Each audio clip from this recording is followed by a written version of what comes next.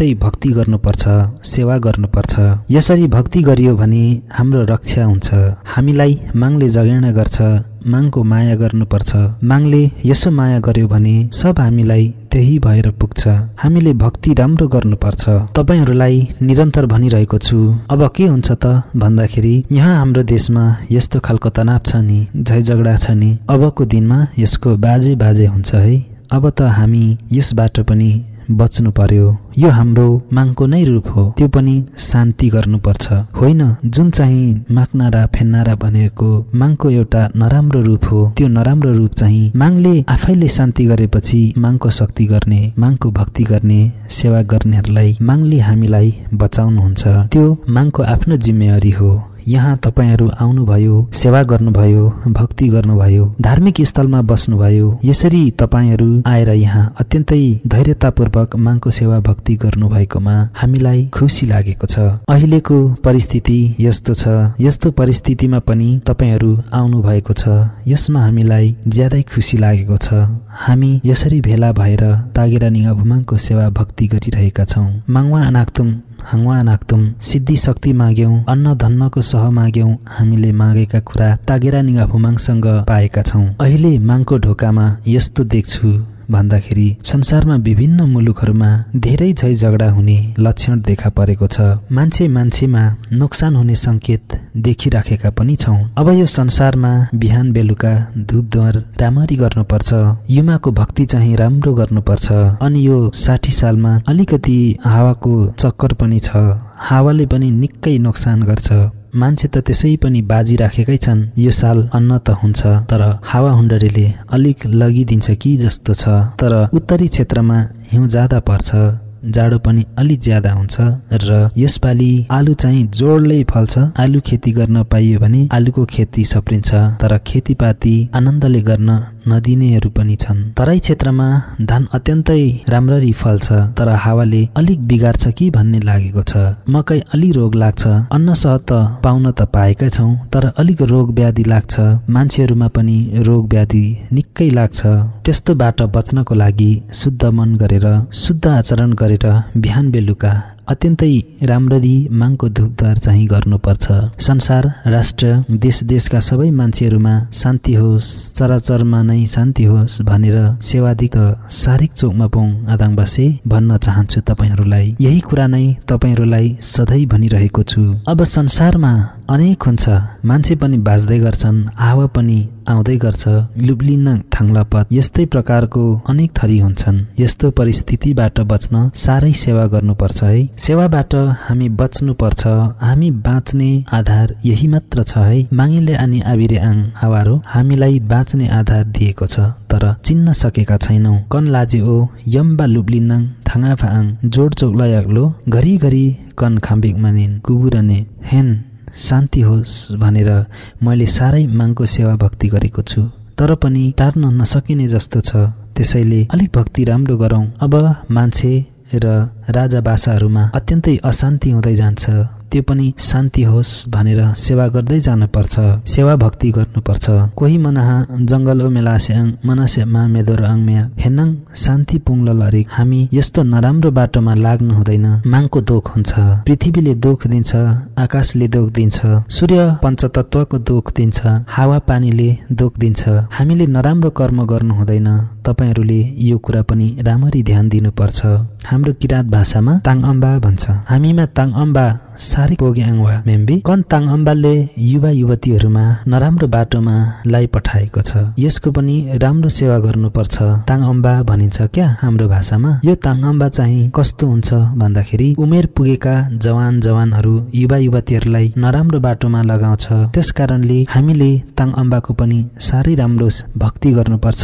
यसको शान्तिको लागि शक्ति सेवा गर्ने तरिकाहरू, उपकार गर्ने तरिकाहरू अपनाउनु पर्यो। त्यो ताङ अम्बा भन्ने चीज हाम्रो वर्गले मात्र चिन्दछ, किनभने कसैले पनि बाटोमा लाग्न दिनु भएन। युवा युवती र केटाकेटीहरूलाई राम्रो बाटोमा लैजानुपर्छ, राम्रो शिक्षा दिनुपर्छ।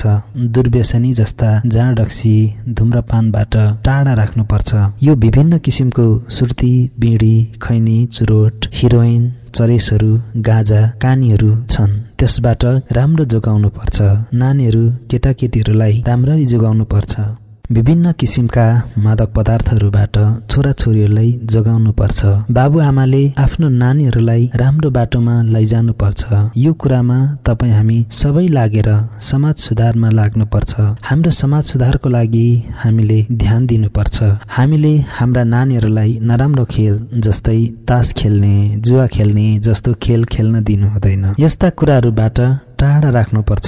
नराम्रो कर्ममा हाम्रा नानीहरूलाई जान दिनु हुँदैन है। यस्ता कुराहरूबाट पनि हामी सुध्रिनु पर्छ है। किनभने हाम्रो बाल बच्चाहरूलाई नराम्रो बाटोले छोएर लगेको छ। त्यसलाई हाम्रो मुन्धुमी भाषामा ताङअम्बा भन्छन्। ताङअम्बा भनेको जाँदा जाँदै बीचमा ट्वाक्कै भाँचिने हो। अहिले एउटा बन्दुक बोक्ने देख्यो भने बन्दुक बोक्नेतिर लागिहाल्छन् अनि कुन खाल्डामा पर्छ भन्ने जान्दै जान्दैन, त्यही खाल्डामा परिहाल्छन्।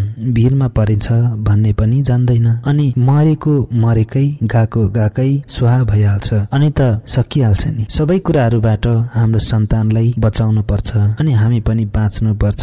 म तपाईहरुलाई यही कुरा भन्न चाहन्छु। अहिले संसारमा नै यस्तो खालको मार्ग आइरहेको छ।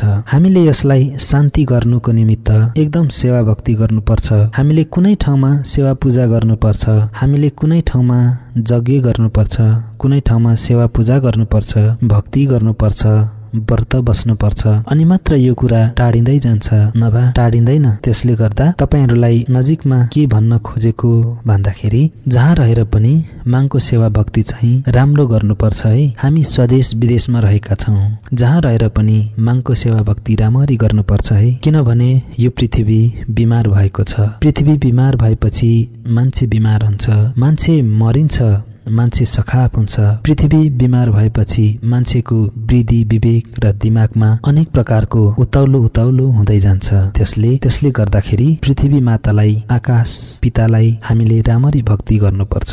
यो कुरा तपाईहरुले राम्रो गरी बुझ्नुपर्छ। तपाईहरु यहाँ आउनु भएको छ, अब फर्केर जाँदा झ्याङझ्याङ झुङझुङ गरेर जाने होइन, अत्यन्तै राम्ररी कुरा बुझेर जानुपर्छ। म यही कुरा नै तपाईहरुलाई अनुरोध गर्न चाहन्छु। अबको दिनमा तपाईहरुले खाने पिउने कुराहरू सबै फारो गर्दै जानु, सरसफाई राम्रो गर्नु, साँझ बिहान भक्ति गर्नुपर्छ। आफूले आफूदेखि मुनिकाहरूलाई राम्ररी अर्थी उपदेश दिनुपर्छ। आफूभन्दा माथिकालाई सम्मान गर्नुपर्छ। हामी त माङहाङ पुजेर बस्नुपर्छ। राजा देवता सबै मानेर बस्नुपर्छ। माङहाङको सेवा भक्ति गरेर बस्नु नै हाम्रो धर्म हो। सबैलाई सम्मान गरेर बस्नु नै हाम्रो धर्म हो। त्यसकारण हामीले सबैलाई सम्मान गर्नुपर्छ, सबैलाई सम्मान गरेर बस्नुपर्छ। शान्तिको बाटोमा जाने ज्ञान देखाउनु पर्छ। जब हाम्रो आत्मामा माङले बास गर्छ अनि आत्मामा ज्ञान आउँदै जान्छ, हाम्रो उपलब्धि नै त्यो हो अनि हामीमा चेतना ब्योजिँदै जान्छ अनि माङलाई देख्न सकिन्छ। माङले धेरै पहिचान दिन सक्छ अनि माङलाई देख्न सकिन्छ, माङले धेरै पहिचान दिन सक्छ। हामीले त्यसप्रति ध्यान दिनुपर्छ। यही कुरा नै तपाईहरुलाई अनुरोध गर्न चाहन्छु। तपाईहरु यहाँ आउनु भएको छ, यसरी बसिरहनु भएको छ, यसमा हामी धेरै खुसी छौं। यसरी भेट भएको अवसरमा अब दुर्व्यसनी सम्बन्धमा व्याख्या गर्न चाहन्छु। तपाई हामी जाँड बनाएर पिउँछौं, रक्सी बनाएर पिउँछौं, त्यसले गर्दा हाम्रो शरीरलाई कस्तो असर गर्छ भन्नुहुन्छ भने त्यो चीज सेवन गरेपछि विभिन्न प्रकारको रोगीहरूले आक्रमण गर्छ। त्यो कुरा हामीले शरीरमा देख्दैनौं, तर यसले हाम्रो शरीरमा बिस्तारै नोक्सान पुर्याउँदै जान्छ। यसले शरीरलाई सुकाउँदै जान्छ। विभिन्न किसिमको रोग व्याधहरू उत्पन्न हुन्छ र हाम्रो शरीरलाई नष्ट गराउँछ। त्यसकारण त्यस्तोबाट हामी जोगिनु पर्छ। हामी त्यसबाट सुधार हुनुपर्छ। हामी सही बाटोमा लाग्नुपर्छ। यस्तो मादक पदार्थ जस्तो चीजले रिस राग फैलाउँछ। बदमाश हुने, मान्छे कुट्ने, झै झगडा गर्ने जस्तो रिस राग फैलाउँछ। त्यसकारण त्यस्तो चीज सेवन गर्नबाट हामी जोगिनु पर्छ।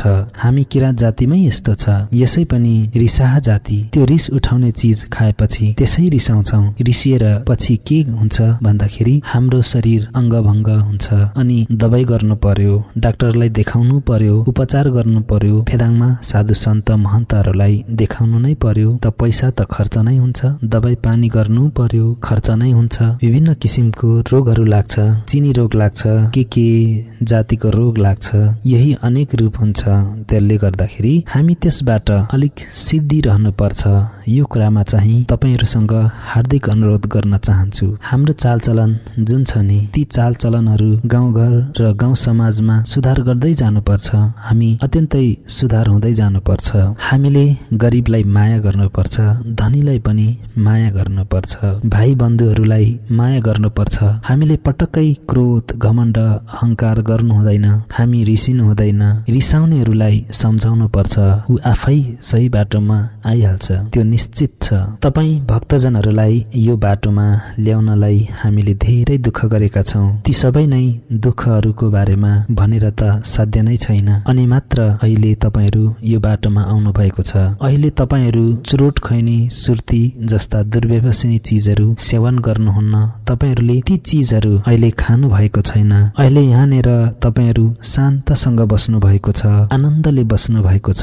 यो पनि एउटा स्वर्गीय आनन्दको अनुभव भनेर सम्झिनु पर्छ। मान्छे नै हो स्वर्ग भनेको। हामी मान्छेले यसरी चेतना ब्युजाउँदै जानुपर्छ। अनि मात्र हामीले यो गर्नुहुने रहेछ, यो गर्न नहुने रहेछ भनेर जान्न सक्छौं। यो चाहिँ राम्रो कुरा रहेछ, यो चाहिँ नराम्रो कुरा रहेछ भनेर हामीले आत्माबाट विवेक गर्न सक्छौं, पहिचान गर्न सक्छौं। भित्री आत्मादेखि छानबिन गरेर सुधार गर्दै जान सक्छौं।